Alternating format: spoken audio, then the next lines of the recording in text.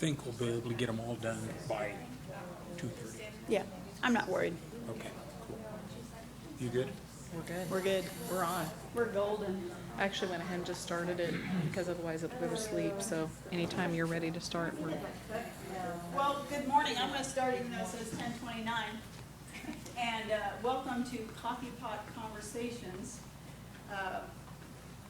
which, all right, I was trying to be creative and wasn't sure what my topic would be at the time. And you know, things change in the 3 months that you apply, so you kind of want to make it loose. So when I wrote it, I thought, all right, it's just going to be a conversation. It's about like the days that I do my PD with my staff for. So what we're going to do today is hopefully I'm going to share with you some of the tools that we use, and then maybe we can talk about some of the differences in some of the tools you use. So thank you for coming, and my name is Teresa Morgan. I work for Colby Public Schools, and I have two positions. I have a half-time gifted K-12 position, and then I do technology integration, and I work with TRC or Tech-Rich Classroom. Tech-Rich Classrooms, the second part of my day, which I kind of like. The classrooms that I've had have been middle school.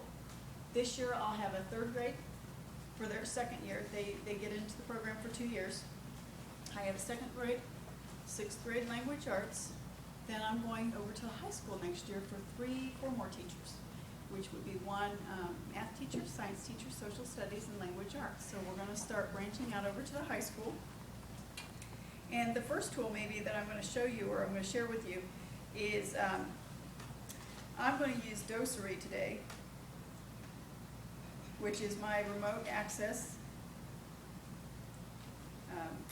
so that I'm not tied to a dongle. And that's one of the first things that I try to hopefully share with teachers is that we need to kind of be away from the front of the room. Part of why we want to be around, we want to be able to roam around.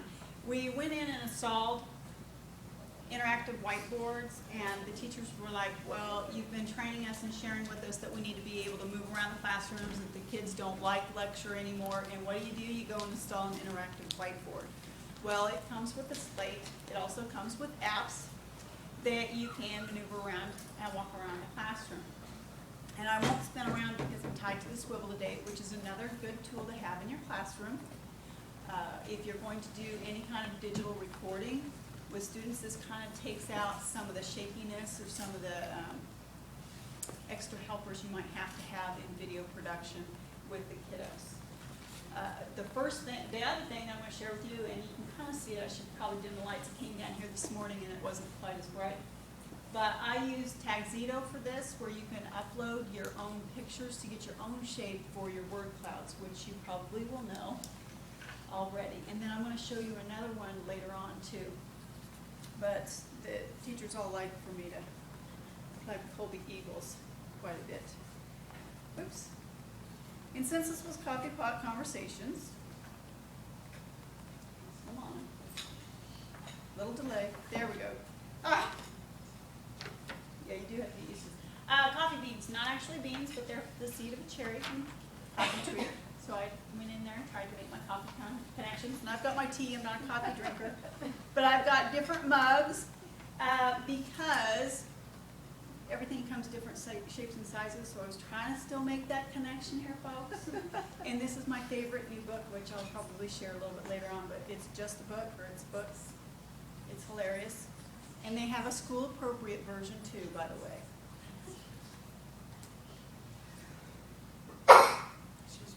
So for schools, and this was me thinking that today's drink, I just turned it off. Today's drink is that of technology as we explore the varieties of tools that we find our own flavors and add to create that perfect blend in your classroom. And that's kind of what we want to do in the classroom anyway. So you need to make it to order and change it up. And this is one of the coffee blends that I found on the internet. I'm going to sit down. Yes, it is a conversation. Maybe I'll be more relaxed. But I went and just Googled, and there was a whole page of coffees. I didn't know that you had to be a connoisseur of coffee throughout the world. But we kind of have to be connoisseurs of technology. And if you've been to some of the sessions earlier, which you have because we're towards the end of the sessions, or the conference, Kim Herron said it best probably, I don't have to be the expert of any of these technologies. The kids are going to pick it up faster than we are, but we just have to make those tools available to them. And that's probably the other thing that, to keep in mind when you're in the classroom. You don't have to be the expert. You just have to be able to be that facilitator to help direct them and direct their learning. And then adding spices to your presentations are always nice. Those are the bells and whistles. So some of my tools are obviously remotely accessing your files so that can make you more mobile in the classroom. You've got Splashtop that's free. You've got Dosery, which is free for a limited time, and then we pay it. We found that with our classroom, our building is brick walls. It's an older building that we were having some problems hanging on to that Splashtop connection. You've got Reflection, which is a paid app from your app store on your computer. Join Me In is just an app, and then it needs an internet connection. And I believe there's another one that starts with M, and I tried to find it, but I couldn't. There's going to be plenty others. Believe me, they're going to change in 6 months. You'll be using something different if you go to the free versions. But we do like Splashtop because we can access all of our files and pretty much share anything. And Dosery was one of the things that we're going to try out this year with Dosery is that you can actually record your presentations, and then you can go over and annotate and edit over them so that they can use them with their interactive whiteboards and their slates on the Promethean products. So that's why we went ahead and purchased the Dosery app for our school district.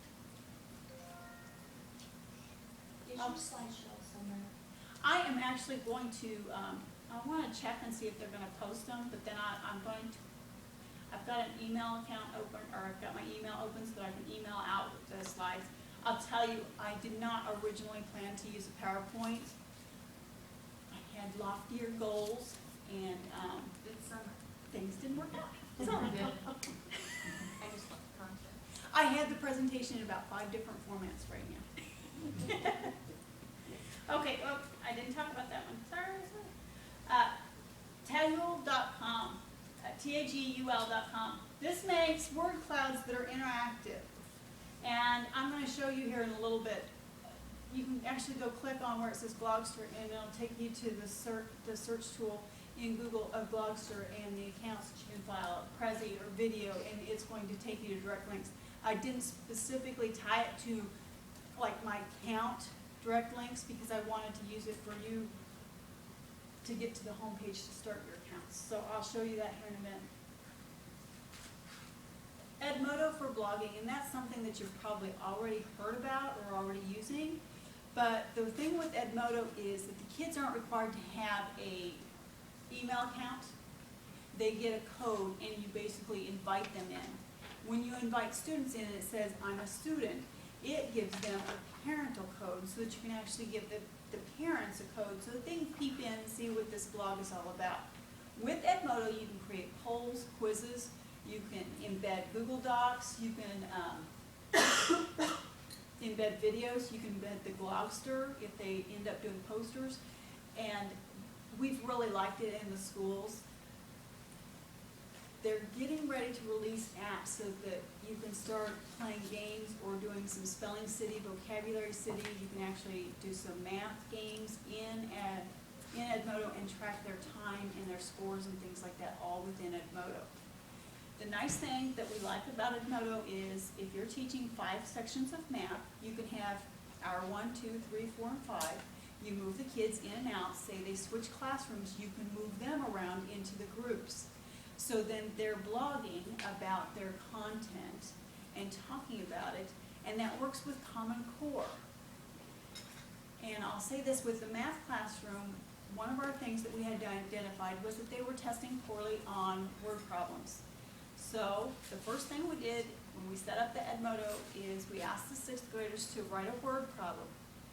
And then we said invite a friend that's in your group to try to figure out the answer to your problem and have them respond back to you. What we had noticed the first of the year was these kids wrote horrible word problems. So after working on that over a series of weeks, we kept having them submit word problems and writing them, and then asking a new person or going in there and trying to figure out someone else's problem. And gradually, over time, they started improving, but it was really forcing them to write the word problem. They're used to reading the word problems and, struggling to figure them out, but actually asking them in the math classroom to convert to writing them was a foreign thought to them. It also was eye-opening to the math teacher and saying, oh my gosh, I thought I was teaching them the word cues and they were doing okay, but if they can't write it into a sentence, then we've got a problem. That opened up a dialogue between the English teacher and the math teacher, and they started working hand in hand, and then we started seeing their word problem writing skills improve. So that's how we've used it. So we're even blogging in the math classroom. The interesting thing that came up in that classroom, and I would show you, but since I'm no longer in a classroom, I don't have a classroom to dabble with, and so I don't have permissions from any of the kids or the other teachers to use some of the stuff from time to time. But in the math classroom, they use it, and we had a kiddo going, I've missed 3 days of school and I am lost. And someone just happened to be on the blog that night and said, hey, come over to my house, let's work it out. The teacher, oddly enough, got on and saw that, and she just called the parents up and said, let me walk them through it, and started working. So after that conversation, the teacher said, I will be on from this time to this time. If you have any questions, let's work it out and try to, help offer some homework help to them. And the kids really started responding to that in that classroom setting. With the English classroom, they started doing literature circles and conversations and talking and sharing about the books that they were writing, and almost doing a book talk through blogging. Man, this Lightning Thief is, just awesome. So they just started sharing about books, and we liked that in Edmodo. You will also grade the quizzes if you give the answer keys, by the way, and print out in an Excel, actually a CSV file, and you can just data entry your grades in, or if you're savvy enough, you can upload CSV files to your PowerSchool and have it automatically put in the grades. So if you have Promethean products and you use the clicker systems there, you can convert their answers into a CSV file and also upload that to PowerSchool too. I think you can do the same thing with ExamView, which also does CSV file formats. And if you don't know how to do it, YouTube has some great tutorials on that stuff too. Questions? Life binders is something you've also seen at this conference, but I've seen it at several other conferences, and they're starting to put together more and more of them that are more comprehensive and also include apps. Ginger Lumen, I think, highlighted one earlier yesterday that had apps on it. And this one happens to be, I can't remember who this one is from. Web 2.0. It is, it's Web 2.0 for the classroom, but I can't remember who the author is. But if you've not seen today's meet, it's something that we use quite often. It's called a back channel chat. When you set up your room, if you see the same thing says you can name your room and then delete your room, you've got options of 1 week, 1 month, 6 months, or a year. So you could actually keep that back channel chat open for quite some time, and as long as they had that URL, the kids could go back and forth to it. It's like Twitter, it only allows 140 characters, so the kids can condense their responses. But say you're showing a movie, and this is, I've got a teacher in social studies who's showing a movie where he's showing war clips, and they're talking about battles, and throughout that movie, the kids have their computers open, and they're commenting, and actually they were given roles that they were supposed to specifically look for and respond to, almost like the diaries that they might have written at night reflecting about today's battles. So that's one of the things that we've used with today's meet. He also uses live binders to organize his units of study. So the kids throughout the whole unit, they're given a live binder that links his Google Docs, his worksheets, the assignment timeline, your expectations, and then the kids create a new tab on that live binder to actually submit their assignments. So he's not carting any paper back and forth from home for grading.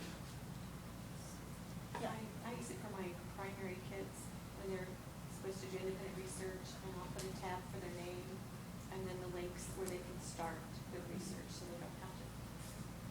Well, we're finding that the kids really like this form of organization better than, say, their planner or even note writing. They just really aren't savvy enough to kind of organize all their thoughts like that. And they do, I mean, it's just a click to save your bookmark. So if you found research and you know you need to cite it, the kids are much better about that rather than printing out all the paper or trying to write down the URL and then they miss a number or a letter on it and get it wrong. So it really is handy to use. Okay, the LifeScribe pen, which is another session that's going on right now. And I spent quite a bit of time at their booth last night because I'm trying to develop a notebook like she had at the booth last night. The LifeScribe pen actually records your audio and your writing at the same time.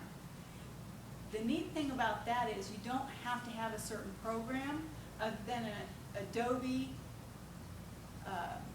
the PDF, Adobe Acrobat is the PDF reader. And you can email that file that has the audio and the writing onto it. And we've used it kind of when flipping our classrooms and have students work problems out and then upload them for homework helpers and examples. We actually have kids that take notes during the class day, so that if we have absenteeism, say during the football game where the football team is all out for the afternoon, our classes continue. We record their homework assignment is to watch the recording and to do the assignment, and so then they don't miss any of that classroom instruction. Up here with this pen, what they've done is they've laminated an example of a problem, and then the kids can go back forever and ever, it's laminated, and then go back and play that pencast or that audio recording of working that problem out. And that's what we're liking the most about it. And we do use these quite heavily in the math classroom specifically. And this is an example of taking and putting they have sticker dots, and that's how it recognizes what audio playing to play.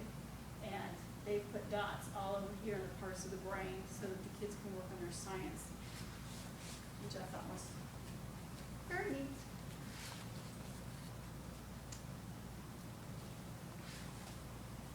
And Math Fun, there is thinkquest.com. They have several games, and right now, this is one that I'm a little bit addicted to. It's called Labyrinth, Lure of the Labyrinth, but it's meant for middle school, upper grades, and it's kind of neat and creepy, but it also has a little story that goes on, and you have to kind of keep the rules away, things like that. But you have to do work, you have to work your problems to get your time to go figure out the mystery. So it's kind of going, you can play for a while, but then you're gonna have to work for a while. You said that's ThinkQuest? I believe it's thinkquest.com, and I'll get that, I'm gonna show you my link here. And you do have to kind of get a feel for this remote access here.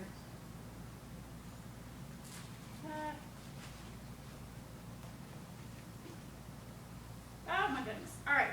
And this is the thank you Coffee Pot Conversations. This is my email address. I don't mind answering questions. And then I'm going to show you how I had originally started, show you kind of my thought process as I was putting this presentation together.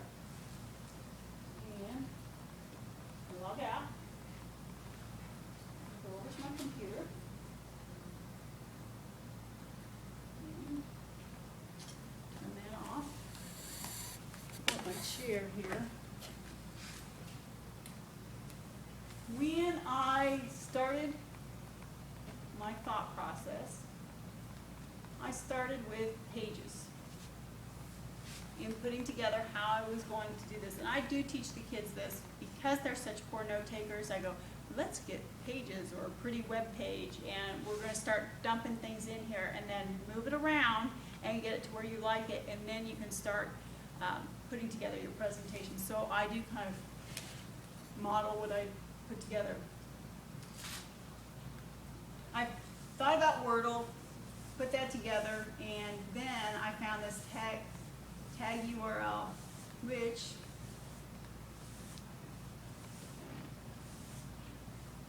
load.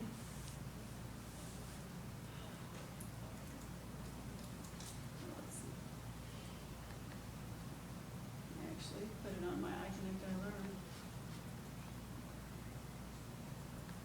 because I wanted to test it. When I said that it would take the links, I'm like, you can copy and paste and things like that. I wasn't sure. So Evernote takes me to the Evernote. If you had an Evernote presentation or an Evernote site that you specifically wanted them to see, you can actually embed that specific web link to there. If I wanted to go to Zamzar, it takes you there. So I didn't want to put my specific ones on there because then you'd be logged out and you wouldn't be able to see anything, and that's why I left it as they created it. But that was a copy and paste and putting onto my page there for it, which I kind of liked. I thought that was cool. And if you're giving kids a bunch of tools that they could use as options, this is one way to say, hey, here's the word bank of options that you can have. Go on there, find something that you like, and use it. So when I email you the Pages file, you actually have the hyperlinks in there because on my Pages document, I embedded the hyperlinks. You want us to just email you at your? Actually, I've got my email set up, so I'll just have, you can come up here and type in your email address, and I'll send the whole thing out to the whole group. Just put it in the blind copy section. Okay, so when I started the conversation, started thinking everybody likes to have tools, but they also like to know a way of how it could be used in the classroom. And one of the things that had been popular is using the Wii in the classroom for Wii Bowling. At first, it started out just being one of those recreational times. We've got indoor recess. It's too hot to go out or too cold or rainy. We haven't had the hot in the last few years, but this year we might. We stumbled upon an idea of going, Wii Bowling, let's collect data. And then that has expanded to going, when they're they're collecting their data, they need to write their hypothesis or their guess. And then they need to write the materials and write it out in the scientific method. And that came from the science teacher who said these kids really miss out on learning the whole process and writing and documenting things down. That they're writing their predictions after their experiment took place, they know it's false, and you can tell when they're writing up their conclusion in their process. So we started thinking about ways that we could write more concretely on predicting first. So we incorporated that. And then we had the sixth graders who do ancient civilizations look at the Egyptian connections to bowling. So then they're starting to look at some ancient history and making that loose connection that there are some components in ancient civilizations or history that we still hold on to today, and we like that connection. So Wii Bowling, we've incorporated into it, and I thought, now that she's not a TRC classroom, I thought she's not going to do that again. But she called me up and wants to do something different with the presentation. But oh yeah, booked me for 2 weeks in that room. So I'm kind of glad for that. The avatar lesson, where did I put? I've got a book. We did a Build Your Wild Self in the 3rd grade classroom. It took 4 30-minute classroom periods. The kids were looking at building their wild self, which takes a picture of a boy or a girl, and you can put animal parts on it. We told them they could pick no more than 3, and they had to write a story that addressed habitats or some function that the animal would have done, and you needed to put it in a story format. And I've got a couple of books I'll pull out here so that you can look at. We also did an avatar lesson builder where the kids were reading books that no longer had pictures in them, and we wanted them to look at the descriptive language and form an idea or a picture of what that person or that character would look like based on those key words. So they had to go in there and locate the keywords, and then they had to build an avatar, and I'll give you the websites for those too. Another lesson idea was propaganda, and our math teachers, they always collect data and they have to create a poll that they take with their students. And they were just going into Excel and doing a chart, and that's it. That was the end of their lesson. Through a conversation again, the English teacher said, could you kind of skew the data? And then the social studies teachers go, oh yeah, with elections, they're always like voting records and skewing the data. So then their questions became, how do we make their data and then skew it? And the teacher started working with it on how you would adjust your percentages and everything else. So they got it. The kids really loved it. And then they took their data and their skewed data and wrote a PSA based on, one was candy. What was your favorite candy? Well, he lumped all of the Mars Company candy bars together to skew his data. And so they wrote PSAs in English, and then in social studies, he was able to say, remember when you did this? This is how they can look at your voting record, or, you know, and things like that. So he tied that in together, and the kids kind of got a better idea of what propaganda can mean for them. So here's my links that I have, and I know they don't come out very big for you guys here. But Pinterest, you've heard. Tag UL, Wordle, Tag Zito. Then I've got blogster.edu, which was free, but now went paid, unfortunately. And I'm hoping that in the next 6 months, because now it's been a year, that there's something that comes out that's free, because Blogster was free for quite some time. And Blogster will allow you to do scrapbooking basically, with video, pictures, and nice little cutesy things. Schrockguide.net I plug every time I present, and that is an excellent place where you can find multimedia rubrics. If you're doing Edmodo, she's got a blogging rubric. Or if you're doing kidblog.org, it's a blogging rubric that would fit. If you're going to do a Blogster, she's got a rubric. If you're going to do a podcast, she's got a scoring rubric for that. And if you don't like every component of a rubric, you don't have to use it. You can edit, you know, bring them over and edit them. If you're looking for increasing the degree of difficulty, but you don't want to do the content, increase the degree of difficulty in delivering their presentation. Brinkpad.com is something on the internet that they can use like Prezi. So then there's Prezi.com, which you've seen, and there's Slideshare.com online. And if I ever give kids, which I do, that option, I don't give them how to do it. They need to go on, do the tutorials, and figure it out for themselves. And that will help them kind of stay with class on the content topic, but also increase their degree of difficulty level. You've got, VoiceThread.com too. And it's a paid account, but I think it's like $1 per student, so it's fairly inexpensive. And it will allow you to edit and upload video clips, and the kids can either do a chat to respond to the video clip, or they can do an audio clip and record themselves giving feedback on your assignment. And I actually have a teacher that does the voice threads for when he's got substitutes. So that's how he leaves his substitute information, and he's going, okay, you're going to do this, and he gives them some direction. Scribd.com, had you heard of that? You can post PDFs, and it basically is a nice little website for you to post worksheets and things like that if you're not using Google Docs. Could you spell it, please? We can't see that. Yeah, Scribd, S-C-R-I-B-D. Thank you. Yeah, I am so sorry. Again, this is not what I had planned, but that was my outline. Okay, thank you. You've got Weebly, Yola, Y-O-L-A, and the other one, but free websites that you could build, and those are pretty drag and drop.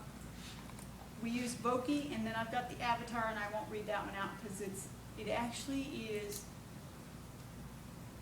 I think, Chinese, but you just click on the English version, and then you get all the English words.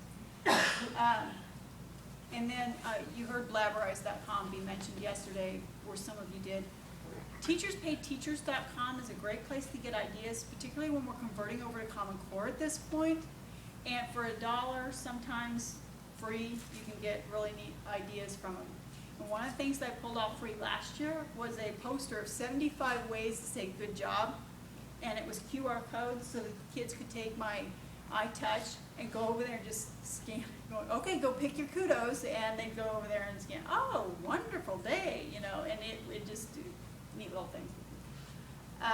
Spoon.net is cloud storage, which we're going to try using a little bit this year.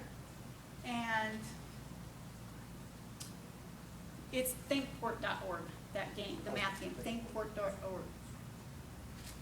Does it go backwards? Think what? Think, That was the yeah, labor. thinkport.org is where I found the The math labyrinth, games, which was the labyrinth, lure the labyrinth. So, yeah.